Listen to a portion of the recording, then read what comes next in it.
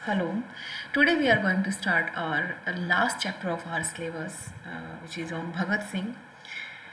भगत सिंह के बारे में मैंने अपनी क्लास को अभी तक जितने भी मैंने अपने टीचिंग में दिए हैं और भगत सिंह के बारे में बच्चों को पढ़ाया है, तो मैंने एक कनेक्शन महसूस किया है उनकी शहीदी के इतने समय बाद भी बच्चे आज भी इमोशनली कनेक्ट हैं शहीद भगत सिंह से और अपने आदर्श के तौर पर उन्हें जानते हैं।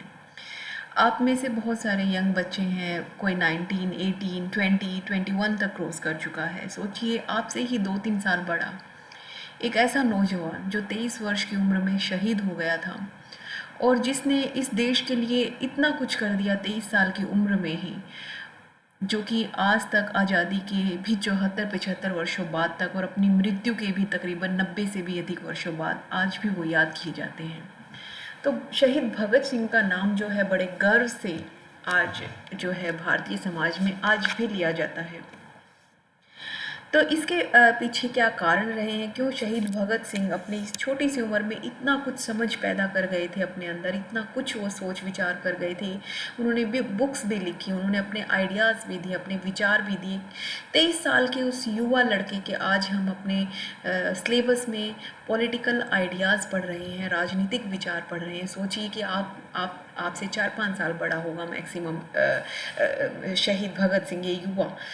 तो ये 5 साल बाद आपके पॉलिटिकल आइडियाज़ क्या होंगे, ये आप सोच सकते हैं। तो सोचिए इन्होंने देश के लिए कितनी गहराई में जाकर सोचा कि इतनी कच्ची उम्र में भी आज हम इनके पॉलिटिकल आइडियाज़ पढ़ रहे हैं। बड़े बड़े थिंकर्स, बड़े बड़े राइटर्स ने इनके बारे में इतनी सारी बुक्स लिखी हैं, इनके प्रति अपने थॉट्स लिखे हैं और आज हम अपने सिलेबस में भी इन्हें पढ़ रहे हैं। हम पूरे देश में इन्हें पढ़ा जाता है, अपने आदर्श के तौर पर जाना जाता है।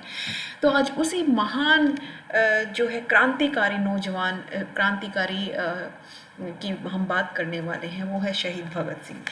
अगर शहीद भगत सिंह के इन विचारों की जो क्रांतिकारी विचार थे, इनकी अगर मैं बात करूं तो ये ऐसा नहीं है कि उनके जन्म से पहले जन्म के बाद कुछ समय बाद उनके अंदर उभरे हैं। देखिए इसके पीछे एक इतिहास रहा है कि क्यों शहीद भगत सिंह क्रांतिकारी थे और कौन कौन से ऐसे उनके दोस्त थे, उनका समूह बनकर एक क्रांतिकारी समूह बना जिसने देश की आज़ादी के लिए बढ़ चढ़ कर भाग लिया, अपने बलिदानी दी।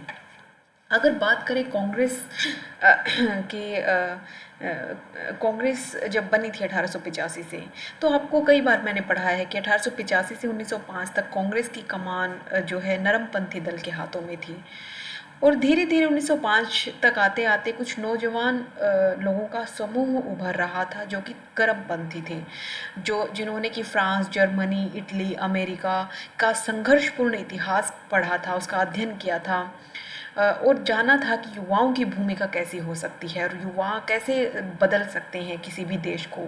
जर्मनी और इटली के अगर एकीकरण की बात करें, रूसो, वोल्टेयर, मेज़नी, गैरिबाल्डी, बिस्मार्क, ये सब ऐसे युवा थे जिन्होंने अपने देश के में राष्ट्रीय आंदोलन चलाए और अपने देश को बिल्कुल एक नया मजबूत देश बनाकर रखा। तो इन्हीं सब को अपना आदर्श मानते हुए एक युवा नेतृत्व उभर रहा था कांग्रेस में, जिसे लाल बाल पाल के नाम से जाना जाता है। लाल बाल पाल बताने की ज़रूरत नहीं है कौन थे, लेकिन बाल से बाल गंगाधर तिलक, पाल से विपिन चंद्र पाल और लाल से लाला लाजपत राय। लाला लाजपत राय का तो देखिए भगत सिंह के परिवार से गहरा संबंध भी रहा है, आना जाना भी रहा है इनका। तो ये जो युवा नेतृत्व था, जो गरम दल का था, ये कांग्रेस से अलग हो जाता है और ये ऐसा नेता था, ऐसा युवा वर्ग था जो कि जुझारू पन में विश्वास रखता है। जुझारू मतलब संघर्षशील होने में विश्वास रखता है।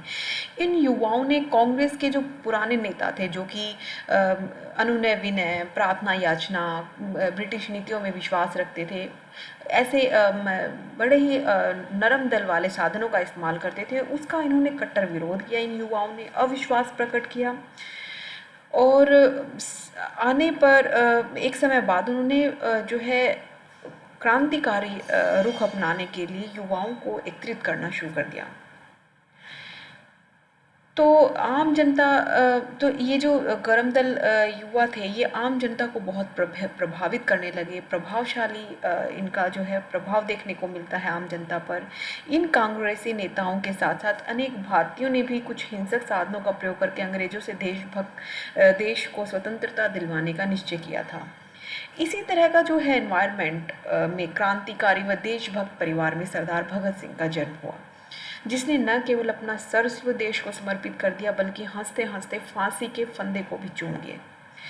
पाठ्यक्रम में भगत सिंह की जीवनी को शामिल करके युवाओं को उनके विचारों से परिचित करवाना जो है आज किसी भी यूनिवर्सिटी के लिए उनको एक सच्ची श्रद्धांजलि देना है।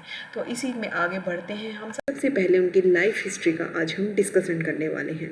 तो उनकी लाइफ हिस्ट्री में क्या है, सबसे पहले उनके जो है अर्ली लाइफ एंड फैमिली के बारे में हम पढ़ते हैं। तो सरदार भगत सिंह का जन्म जो है पंजाब के क्रांतिकारी और देशभक्त परिवार में हुआ था 28 सितंबर 1907 को। इनके पिता का नाम जो है किशन सिंह था और माता का नाम विद्यावती था, और ये संधू गोत्र यानी कि जट सिख परिवार से आते थे। और खटखड़ कलां जो कि नवा शहर पंजाब में है, वहाँ पर इनका जन्म हुआ था। परंतु कुछ ऐसे एडमिनिस्ट्रेटिव रीज़न थे, प्रशासनिक कारण थे जिसकी वजह से इन्हें जो है बंगा जो कि ज़िला लायलपुर यानी कि पाकिस्तान में है, जो कि पाकिस्तान का पंजाब प्रांत कहलाता है, वहाँ पर ज़मीन अलॉट हुई थी और सारा परिवार फिर वहीं पर जाकर बस गया। भगत सिंह के जो दादा हैं सरदार अर्जुन सिंह, अपने समय में बहुत ही मशहूर राजनीतिज्ञ, सामाजिक और धार्मिक सोच वाले एक सचेत व्यक्ति हुआ करते थे। पेशे से ये जो है जालंधर के एक प्रसिद्ध वकील थे, रायजादा भगत राम उनके मुंशी थे। तो परिवार की आर्थिक हालात अच्छे थे। इसके अलावा स्वामी दयानंद सरस्वती का जो आर्य समाज से संबंधित जो उनका पिछले आपने सैन में पढ़ा भी था, दयानंद सरस्वती का आर्य समाज, उससे बहुत अधिक प्रभावित थे। तो ये जो है रूढ़िवादी धार्मिक नीतियों में बिल्कुल भी विश्वास नहीं करते थे। और आपको पता भी होगा, अपने परिवार से पूछे आर्य समाजी कैसे होते हैं, तो वो मूर्ति पूजा में विश्वास नहीं करते, प्रथा प्रथा फालतू के दिखावे जो होते हैं शादी ब्याह में, उनमें वो विश्वास नहीं करते। वो हिंदू रीति रिवाज को फॉलो जरूर करते हैं, लेकिन जो हिंदुओं में आडंबरपूर्ण जो पाखंड चल पड़ा है पूजा पाठ के नाम पर, मूर्ति पूजा के नाम पर, अंधविश्वास के नाम पर, उसे आर्य समाज बिल्कुल अपोज करता है। अगर आपको आर्य समाज के बारे में और अधिक जानना है तो आप मेरे प्रीवियस लेक्चर के जो दयानंद सरस्वती की वीडियोज़ हैं, आप उनको बहुत अच्छे से वॉच करके जान सकते हैं कि क्या है आर्य समाज। तो सरदार जो अर्जुन सिंह इनके दादा है वो आर्य समाजी थे। तो इनके पुत्र, और इनके 3 पुत्र थे, किशन सिंह, अजीत सिंह और स्वर्ण सिंह। किशन सिंह तो भगत सिंह के पिता ही हैं, और अजीत सिंह जो चाचा हैं भगत सिंह के, उनका बहुत अधिक प्रभाव रहा है भगत सिंह पे, क्योंकि वो जो है एक्टिव पॉलिटिशियन थे, एक्टिव एक भारतीय स्वतंत्रता आंदोलन में भाग लेने वाले व्यक्ति थे, और लाला लाजपत राय के काफ़ी घनिष्ठ भी थे। तो वो अपने चाचा जी से भी बहुत प्रभावित थे। तो इन तीनों की ही, इनके दादा जो अर्जुन सिंह है, उन्होंने जालंधर के साईं दास एंग्लो संस्कृत हाई स्कूल में शिक्षा प्राप्त की। देखिए एंग्लो यानी आर्य समाज उसमें। इस तरह भगत सिंह का पूरा परिवार आज़ादी की लड़ाई में आगे बढ़कर हिस्सा लेने वालों में हमेशा ही शामिल रहता था। अब अगर हम शिक्षा की बात करें इनकी, ये तो हमें पता चल गया कि एक देशभक्त परिवार से थे। अगर शिक्षा की बात करें तो भगत सिंह ने अपनी प्रारंभिक शिक्षा गांव में स्थापित प्राथमिक विद्यालय में ही प्राप्त की थी। लगभग 4 वर्ष की आयु में उन्होंने विद्यालय में प्रवेश किया था। पढ़ने में उनकी बहुत अधिक रुचि थी। उनकी जो माता हैं, उनके घर में जो है माता बुक एजेंसी द्वारा प्रकाशित पुस्तकें होती थी, जो कि स्वतंत्रता संबंधी बहुत सारा प्रकाशन किया करते थे, उसका वो बहुत अध्ययन करते थे। इनके चाचा अजीत सिंह से वो बहुत प्रभावित थे, अभी मैंने जो बताया। और अजीत सिंह जो है करतार सिंह के विचारों से बहुत प्रभावित थे। करतार सिंह सराभा एक 19 मतलब छोटी एज में ही एक महान क्रांतिकारी के तौर पर जाने जाते हैं, जो कि शहीद हो गए थे भारत की स्वतंत्रता की लड़ाई में। तो अजीत सिंह बहुत प्रभावित थे उनसे। तो चाचा जी से इन्होंने काफ़ी स्वतंत्रता आंदोलन के बारे में साहित्य पढ़ने को मिलता है। 1916 में जो ये अपनी प्राइमरी एजुकेशन है वो कंप्लीट करने के बाद ये डीएवी स्कूल लाहौर में चले जाते हैं। और जब ये वहाँ पर होते हैं तो उस समय गांधी जी का असहयोग आंदोलन शुरू हो चुका होता है। हजारों विद्यार्थी उसमें भाग लेते हैं और अपनी शिक्षा भी छोड़ देते हैं। भगत सिंह भी उनमें से एक होते हैं। ये 9वीं क्लास में होते हैं, लेकिन ये जो है शिक्षा छोड़ देते हैं असहयोग आंदोलन में बढ़ चढ़ कर भाग लेने के लिए। 1920 में मतलब जैसा कि मैंने बताया था, 1920 में असहयोग आंदोलन महात्मा गांधी जी ने शुरू किया था और इसका उद्देश्य था कि सहयोग, प्रशासन, सुरक्षा, न्याय आदि के संबंध में भारतीयों को अंग्रेजों के किसी भी इस तरह के मामले में शामिल नहीं होना है, असहयोग करना है, नौकरी छोड़ देनी है, वकालतें छोड़ दो, विद्यार्थी सरकारी विद्यालयों महाविद्यालयों में पढ़ना छोड़ दें और ब्रिटिश सरकार पर दबाव बनाए। तो भगत सिंह ने भी ऐसा ही किया। भगत सिंह ने अपने मित्रों के साथ मिलकर विदेशी वस्त्रों का बहिष्कार किया, शिक्षा छोड़ दी, अपनी उम्र के साथी के टोलियों के साथ मिलकर विदेशी वस्त्र इकट्ठा किया करते थे मोहल्लों में जा जाकर और उन्हें फूंकना प्रारंभ कर देते थे। तो इस तरह से वह सारा दिन विदेशी कपड़ों को एकत्रित करते, शाम को एक जुलूस के रूप में वस्त्रों को फूंकना शुरू करते। इस तरह इसी दौरान उनके राजनीतिक कार्यक्रम, बैठकों आदि में भाग लेने का उन्हें मौका मिला। तो जो है आप देख सकते हैं कि 9वीं क्लास में ही वो इतने ज़्यादा सक्षम थे कि वो इतना बड़ा फैसला ले सकते हैं। खैर परिवार का बहुत बड़ी इसमें भागीदारी थी। लेकिन जैसे ही असहयोग आंदोलन खत्म होता है तो उन्हें अपनी पढ़ाई जारी रखनी थी, तो उन्हें राष्ट्रीय कॉलेज में प्रवेश किया और अंग्रेज़ों का जो के जो सरकारी स्कूल थे उनमें उन्होंने अपनी परीक्षा जो अपनी पढ़ाई आगे कंटिन्यू नहीं रखी। तो हालांकि जो इन्हें सरकारी शिक्षा प्रणाली भारतीयों इन्हें लगता था कि सरकारी शिक्षा प्रणाली जो है भारतीयों को मानसिक तौर पर गुलाम बना रही है, अतः इसमें सुधार होना चाहिए। तो हजारों विद्यार्थियों की पढ़ाई में हो रहे नुकसान को देखते हुए असहयोग आंदोलन के दौरान कि इतना कुछ छोड़ दिया है, पढ़ाई पीछे छूट गई है, तो इन विद्यार्थियों के लिए राष्ट्रीय स्तर पर राष्ट्रीय स्कूल और महाविद्यालय खोले गए थे, जिनमें सरकारी स्कूलों व कॉलेज, जो सरकारी कॉलेज हैं जो कि ब्रिटिशर्स द्वारा जा रहे थे उनकी जो शिक्षा है वैसा पाठ्यक्रम नहीं था। ये देश के भविष्य को देखते हुए राजनीतिक सामाजिक दायित्व निभाने में समर्थ बनाने वाला एक स्वतंत्रता संघर्ष को समर्पित पाठ्यक्रम था। तो ऐसे राष्ट्रीय कॉलेज हुआ करते थे, राष्ट्रीय स्कूल हुआ करते थे। ऐसे में ही जो है भगत सिंह ने डिसाइड किया कि वो भी राष्ट्रीय स्कूल में पढ़ेंगे, ना कि वो जो है अंग्रेजों वाले सरकारी स्कूल में पढ़ेंगे असहयोग आंदोलन के बाद। तो पंजाब में स्थापित एक विश्वविद्यालय था, पंजाब राष्ट्रीय विद्यापीठ, उसमें उन्होंने अपना नाम लिखवा लिया। और यहाँ पे देखिए इसका मुख्यालय लाहौर में था। जो ये विद्यापीठ है इसकी स्थापना जो है लाल लाजपत राय ने, भाई परमानंद आदि ने की थी। विद्यार्थियों का भविष्य देखते हुए एक सक्रिय राजनेता के तौर पर सोच समझ पैदा करना उद्देश्य था। फ्रांस, इटली, जर्मनी, रूस, अमेरिका के क्रांतिकारी इतिहास को पढ़ाया जाता था। भगत सिंह ने 9वीं के पश्चात एफए की पढ़ाई इसी तरह के एक राष्ट्रीय महाविद्यालय में प्राप्त कर की। विभिन्न आंदोलनों में भाग लेने के कारण भगत सिंह कई कांग्रेसी नेताओं के नज़दीक होते चले गए, परंतु राष्ट्रीय कॉलेज में प्रवेश के लिए जो निर्धारित योग्यताएं होती है वो भगत सिंह के पास नहीं थी। तो फिर भाई परमानंद ने जो है कॉलेज प्रबंधकों से एक योग्यता परीक्षा लेने का आग्रह किया, जिसके पश्चात परीक्षा में वो पास हुए तो कॉलेज में उन्हें प्रवेश मिल गया। तो भगत सिंह ने काफ़ी मेहनत करके प्रवेश परीक्षा को पास किया था। तो इससे दिखाई पड़ता है कि वो पढ़ने में भी अच्छे थे। और यहीं पर वो मिलते हैं अपने बहुत घनिष्ठ मित्रों से, जिन्हें वो आगे चलकर अपनी आज़ादी की लड़ाई में भी साथ लेकर चलते हैं, साथ साथ चलते हैं। जैसे जयदेव गुप्ता, सुखदेव, भगवती चरण बोहरा, रामचंद्र, रामकिशन, तीर्थराम, यशपाल, ये सब। यशपाल एक बहुत अच्छे लेखक भी थे, उन्होंने काफ़ी अच्छे नॉवेल्स लिखे हैं। और भगवती चरण बोहरा को आप, मेरे पर्सनल रिकमेंडेशन है, कभी शहीद के बारे में आप पढ़ें। दुर्गा भाभी का नाम आपने सुना होगा, दुर्गा भाभी इन्हीं की वाइफ थी भगवती चरण बोहरा की। और दुर्गा भाभी का नाम आपने कब सुना होगा, जब ये खैर आगे आने वाले उसमें मैं बताऊंगी। अभी सिर्फ इतना बताती हूँ कि ये इनके मित्र थे। और पर्सनल रिकमेंडेशन के तौर पर भगवती चरण बोहरा के बारे में आप ज़रूर पढ़ें कि उनका योगदान कितना था भारतीय आज़ादी में।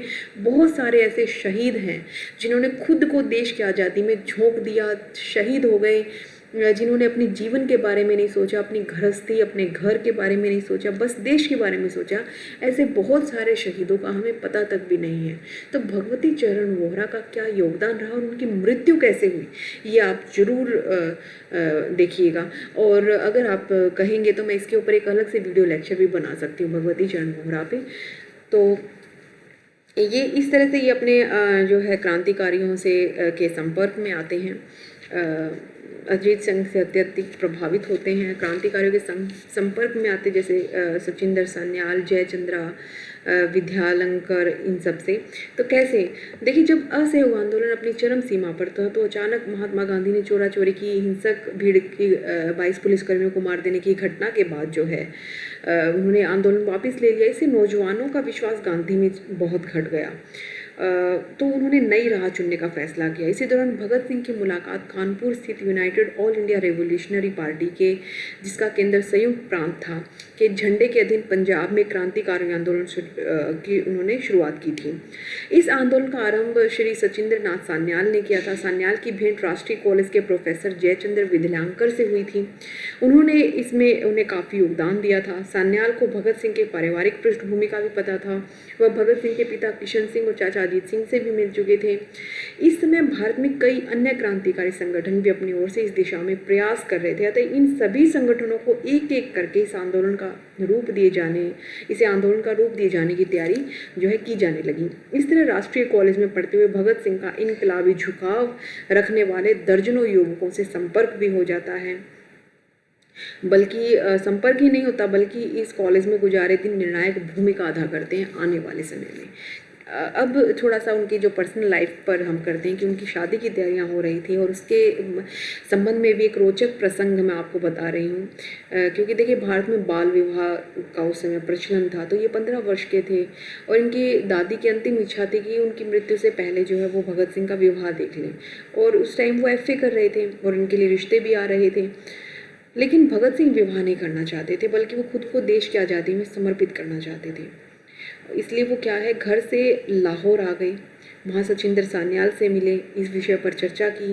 सान्याल से चर्चा करने के बाद भगत सिंह ने अपने पिता को एक पत्र लिखा और उनकी मेज पर उन्होंने उसे रख दिया और वहाँ से वो गायब हो गए, यानी कि घर से वो भाग गए। इस तरह भगत सिंह के विवाह की जो तैयारियाँ थी, जो ये कहते हैं कि एक गृहस्थ जीवन शुरू करने की जो बात थी, उसे उन्होंने दरकिनार कर राष्ट्र सेवा को चुना और वो घर से भागकर कानपुर चले गए। और उनकी मुलाकात वहाँ पर गणेश शंकर विद्यार्थी से होती है, जो एक जाने माने जो है पब्लिशर के तौर पर थे, क्रांतिकारी नेता थे, और जो है हथियार प्रोवाइड करवाने वाले क्रांतिकारियों को, और बहुत बड़ी भूमिका गणेश शंकर विद्यार्थी की रही है। एक इंटेलेक्चुअल के तौर पर जाने जाते हैं वो। तो उनसे वो मिलते हैं और उनकी प्रेस में वो नौकरी करना शुरू कर देते हैं। फिर अब देखिए, वो धीरे धीरे क्रांतिकारी गतिविधियों में शामिल हो रहे हैं और उनकी अब होती है पुलिस से भिड़ंत। फर्स्ट इनकाउंटर होता है पुलिस के साथ। कानपुर में जब ये होते हैं, भगत सिंह और उनके साथी जनता में छोटे छोटे पर्चे बांटने का काम करते हैं, लोगों को जागरूक करने का। उन पर्चों पे लिखा होता है, जागो मेरे देश के लोगों, कुछ ऐसे अच्छे अच्छे जो हैं नारे, स्लोगन्स लिखे होते हैं उसमें। तो पुलिस वाले इससे बड़े परेशान हैं। भगत सिंह के वो दो साथियों को भी पकड़ लेते हैं। तो भगत सिंह उन्हें छुड़वाने के लिए अचानक ही पुलिस की आंख बचाकर काफ़ी विज्ञापन एक समूह में फेंक देते हैं और ज़ोर ज़ोर से चिल्लाने लगते हैं।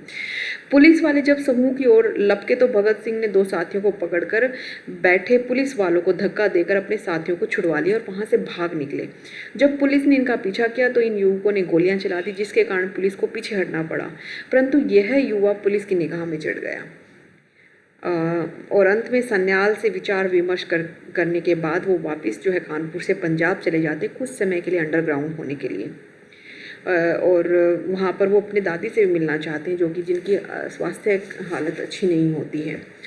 देखिए, अब वो पंजाब में आ गए। पंजाब में एक अलग ही आंदोलन चल रहा है, पंजाब की गुरुद्वारा लहर का प्रभाव कह सकते हैं इसे। पंजाब के गुरुद्वारों पर जो है पाखंडी जो होते हैं धार्मिक महंत, उनका कंट्रोल होता है और वो किसी प्रकार के गुरुद्वारे की संपत्ति में सुधार करने, धार्मिक सुधारों के बारे में नहीं सोचते और संपत्ति को अपनी संपत्ति समझते हैं और उसका मनमाना इस्तेमाल करते हैं, जो गुरुद्वारों में संपत्ति देकर जाते हैं हम लोग। तो कुछ सिख समाज ऐसा था जो इस तरह के भ्रष्टाचार को रोकना चाहता था। दूसरा एक और चीज़ थी कि ये जो महंत थी अंग्रेज़ों के पिट्ठू थे, अंग्रेज़ों का इन्हें प्रोटेक्शन प्राप्त थी, अंग्रेज़ों को जो है ये भीतर की बातें बताती थी। तो और भी इनमें काफ़ी सारी कुरीतियाँ थी, जैसे कि अछूत प्रथा को भी ये मानते थे। तो ये इन सब चीज़ों की वजह से इन पाखंडी महंतों का काफ़ी विरोध हो रहा था। वहीं एक ऐसी भी संगत थी, ऐसे भी लोग थे जो विरोध कर रहे थे, और वो अकाल तख्त के जत्थेदार एक ऐसा प्रबंधन कमेटी बनाना चाह रहे थे जो कि प्रबंध करे अकाल तख्त के संबंध में। और तो इस तरह से एक सिख संगत थी, उन्होंने अकाल तख्त की सेवा संभाल ली और तेजा सिंह भुच्चर के नेतृत्व में 28 सदस्यीय समिति बनाकर गुरुद्वारे का सारा प्रबंधन सौंप दिया गया। इसके पश्चात 175 सदस्यीय शिरोमणि गुरुद्वारा प्रबंधक समिति का गठन किया। आजकल आप पंजाब में शिरोमणि अकाली दल देखते हैं ना, वो कहीं ना कहीं इससे इन्फ्लुएंस्ड है। तो उन 175 सदस्यों की शिरोमणि गुरुद्वारा प्रबंधन कमेटी आज भी एग्जिस्ट करती है और गुरुद्वारों का प्रबंधन करती है, वो गुरुद्वारों की देखरेख करती है। पंजाब में चल रही इस धर्म सुधार लहर ने भगत सिंह के मन और मस्तिष्क पर बहुत गहरा प्रभाव डाला था। इस धर्म सुधार आंदोलन में अनेक सिखों को अपनी जान भी गंवानी पड़ी थी। भगत सिंह ने गुरुद्वारा सुधार आंदोलन के समर्थकों का साथ दिया और अंग्रेज समर्थित महंतों का विरोध किया था। भगत सिंह ने एक समूह बनाकर इसका प्रबल विरोध करने का निश्चय किया और सरकारी न्यायाधीश दिलबाग सिंह, जो कि सरकार के समर्थक थे, धर्म सुधार आंदोलन का विरोध कर रहे थे, के विरुद्ध नाटक दिखाए जाने, नुक्कड़ नाटक जो होते हैं, नाटक दिखाए जाने का काम कर रहे थे भगत सिंह, और लोगों को जागरूक कर रहे थे। और इस नुक्कड़ नाटक को गैरकानूनी मानते हुए ब्रिटिश सरकार जो है गिरफ्तारी के वारंट भगत सिंह के खिलाफ चला देती है। तो गिरफ्तारी से बचने के लिए भगत सिंह कानपुर फिर चले जाते हैं। और अब कानपुर में जाने के बाद उनका अगला एजेंडा क्या होता है, हम उस पर बात करते हैं। देखिए, लाहौर से भागकर भगत सिंह कानपुर जा पहुँचे और उन्होंने अपने जो पुराने परिचित से उनसे फिर से संपर्क किया। इस दल में भी अधिकांश युवा बंगाली थे और बंगालियों में एक पगड़ी पहने हुए सिख को देखकर शंका तो पैदा हो ही सकती थी, तो इसलिए उन्होंने बाल भी अपने कटवा दिए थे। उनका संगठन जो है United all India revolutionary party के नाम से काम कर रहा था कानपुर में। उनके संगठन में अनुशीलन पार्टी के भी शामिल हो गए थे सदस्य। ये भी एक क्रांतिकारी संगठन है, जिससे यह संगठन हिंदुस्तान रिपब्लिक एसोसिएशन के नाम से प्रसिद्ध हो गया। यानी कि एमसीक्यू में पूछा जा सकता है, हिंदुस्तान रिपब्लिकन एसोसिएशन किससे संबंधित है? भगत सिंह से। इस संगठन ने अक्टूबर 1924 में आई भयंकर बाढ़ के समय लोगों की काफ़ी सहायता की थी। संघ ने अपनी पत्रिका रेवोल्यूशनरी का प्रकाशन भी किया था, परंतु संघ को चलाने के लिए धन की आवश्यकता थी और धन बड़े बड़े पंजीपुतियों को लूटकर, बड़े बड़े अमीरों को लूट कर या सरकारी खजाने को लूट कर ही प्राप्त किया जा सकता था। और इसी लूट को करने के लिए आगे आता है हमारा काकोरी कांड। तो यहाँ अगर हम करें तो हिंदू रिपब्लिक एसोसिएशन मैंने बता दिया क्या था। तो काकोरी कांड की अगर बात करें हम, तो हिंदुस्तान रिपब्लिक एसोसिएशन के सदस्यों को जब धन की ज़रूरत हुई ताकि वो अस्त्र शस्त्र खरीद सकें आज़ादी की लड़ाई में, तो 7 अगस्त 1925 को राम प्रसाद बिस्मिल के नेतृत्व में एक सभा का आयोजन किया गया और क्रांतिकारियों ने 8 डाउन पैसेंजर रेलगाड़ी से आने वाले खजाने की लूट की योजना बनाई। इस चीज़ को आपको और अच्छे से समझना है तो आप रंग दे बसंती फिल्म भी देख सकते हैं। बहुत अच्छी फिल्म है और काफ़ी कुछ आपको सीखने को मिलेगा अगर आप वो फिल्म देखेंगे तो। ये जो 8 डाउन पैसेंजर रेलगाड़ी थी, ये सहारनपुर से चलती थी और सभी स्टेशनों से जो है नगद सरकारी पैसा लेकर लखनऊ पहुंचती थी। 9 अगस्त को काकोरी के जंगल में इस ट्रेन को लूटने की योजना बनाई गई। इस ट्रेन में काकोरी स्टेशन से अशफाक उल्ला खां, सचिंद्र नाथ बख्शी, राजेंद्र नाथ लहड़ी और अन्य सवार इसमें थे। ट्रेन को जंगल में रोक लिया गया, गार्ड को बंदी बनाया गया, खजाना लूट लिया गया। इस लूट की घटना में हालांकि यात्री भी मारा गया था। इस डकैती की गूंज पूरे लंदन तक पहुंची। लूटे गए पैसे से क्रांतिकारियों ने काफ़ी हथियार, गोला बारूद खरीदा। क्रांतिकारियों पर विभिन्न धाराओं के मुकदमे भी चले। चंद्रशेखर को छोड़कर अशफाक उल्ला, सचिंद्र नाथ बख्शी सभी को गिरफ्तार कर लिया गया। अदालत में इन देशभक्तों को देखने के लिए हजारों लोग जमा हो जाते थे कि ऐसे भी युवा हैं जिन्होंने अंग्रेजों की नाक में दम कर रखा है, अंग्रेजों को जो लूट रहे हैं, तो इनकी पॉपुलैरिटी बहुत बढ़ गई थी। 18 माह के मुकदमे के पश्चात अशफाक उल्ला खां, राजेंद्र लाहड़ी, रोशन सिंह, राम प्रसाद बिस्मिल को फांसी और अन्य को अलग अलग सजा दी गई। 27 फरवरी 1930 को चंद्रशेखर आज़ाद को पुलिस ने घेर लिया। पुलिस के हाथों पकड़े जाने की अपेक्षा उन्होंने स्वयं को गोली मार ली। भगत सिंह को इस कांड की साजिश रचने के आरोप में गिरफ्तार करने के आदेश जारी हुए। इन सभी की गिरफ्तारी से हिंदुस्तान रिपब्लिकन एसोसिएशन का ताना बाना बिल्कुल बिखर गया, परंतु भगत सिंह ने इसमें नई जान फूंक दी। भगत सिंह ने राम प्रसाद बिस्मिल को छुड़वाने का एक असफल प्रयास भी किया था। तो काकोरी कांड जो है एक बहुत फेमस, ये एमसीक्यू में पूछा गया था कि कब हुआ, तो ये आप इसको ध्यान रखें। अब आते हैं राजा राम शास्त्री से इनकी मुलाकात होती है। भगत सिंह का जो प्रारंभिक काल है उसको फिर से हम कनेक्ट करने की कोशिश करते हैं। प्रारंभ काल से ही पुस्तकें इन्हें हमेशा पढ़ने का शौक रहा है और ये नियमित द्वारका दास लाइब्रेरी जाते थे और वहाँ के लाइब्रेरियन हुआ करते थे राजा राम शास्त्री। तो राजा राम शास्त्री जो है लाइब्रेरियन होते हुए भी ऐसे विद्यार्थियों पर नज़र रखते थे जो क्रांतिकारी साहित्य पढ़ते थे। इनमें भगत सिंह, भगवती चरण, यशपाल आदि मुख्य थे। इसलिए राजा राम इनके साथ घनिष्ठ संबंध बन गए थे। राजा राम शास्त्री भी एक आज़ादी की लड़ाई के दीवाने थे। तो राजा राम शास्त्री द्वारका दास लाइब्रेरी में भगत सिंह देखते थे कि भगत सिंह दो तरह के पुस्तकें निकालते थे। प्रथम क्रांतिकारी साहित्य और उससे प्रेरित प्रसंग, दूसरी समाजवादी साहित्य, सोशलिस्ट, कम्युनिस्ट या मार्क्सिस्ट साहित्य को भी वो बहुत पढ़ते थे। भगत सिंह ने इन पुस्तकों को काफ़ी महत्वपूर्ण बात अपने पास वो नोट्स के तौर पर भी लिख लिया करते थे। इन्हीं दिनों भगत सिंह ने राजा राम शास्त्री से बम बनाने की विधि दर्शाने वाली पुस्तक की मांग की। उन्होंने काफ़ी सोच समझ कर खोज करके इनसाइक्लोपीडिया ऑफ ब्रिटानिका में से बम बनाने की विधि खोज ली, उसे भगत सिंह को सौंप दिया। भगत सिंह बम बनाने की विधि प्राप्त करने के बाद काफ़ी खुश हुए। इस तरह से राजा राम शास्त्री का उनके जीवन में एक अहम मोड़ या एक अहम खोज करने का बहुत बड़ा हाथ रहता है। यहाँ पे एक और इम्पोर्टेंट बात आती है नौजवान सभा का निर्माण करना।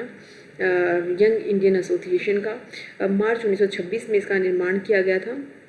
कानपुर के क्रांतिकारियों से प्रेरणा लेते हुए उन्होंने पंजाब में इसे बनाया था। इस दिशा में भगत सिंह के अतिरिक्त रामचंद्र, भगवती चरण, सुखदेव, जयदेव, बाबू सिंह, प्रिंसिपल, छबिल दास, गुरुदत्त, जसवंत सिंह आदि ने प्रयत्न आरंभ कर दिए और यंग इंडिया एसोसिएशन के गठन के साथ ही लोगों को जागरूक करना शुरू कर दिया। इसका जो मुख्य उद्देश्य था नौजवानों को राजनीतिक जीवन के लिए तैयार करना, खादी का प्रचार करना, हिंदू मुस्लिम एकता को बनाना, गुप्तचर विभाग की स्थापना करके क्रांतिकारी गतिविधियों को बढ़ाना और अंततः देश की आज़ादी में योगदान देना। तो इस तरह से जो है पूछा जा सकता है कि नौजवान सभा, पूछा भी गया है 2 बार कि नौजवान भारत सभा का निर्माण किसने किया, तो ये भगत सिंह से है रिलेटेड है। हिंदुस्तान रिपब्लिकन एसोसिएशन का जो स्थापना है, यहाँ हिंदू लिखा है, सॉरी ये नहीं है, हिंदुस्तान है। हिंदुस्तान रिपब्लिकन एसोसिएशन की जो स्थापना है वो चंद्रशेखर आज़ाद और उनके साथ लड़ाई की थी। तो आज हम इतना ही करते हैं, पार्ट 1 वीडियो, फिर हम पार्ट 2 वीडियो पर भी काम करेंगे। आज के लिए इतना ही, थैंक यू।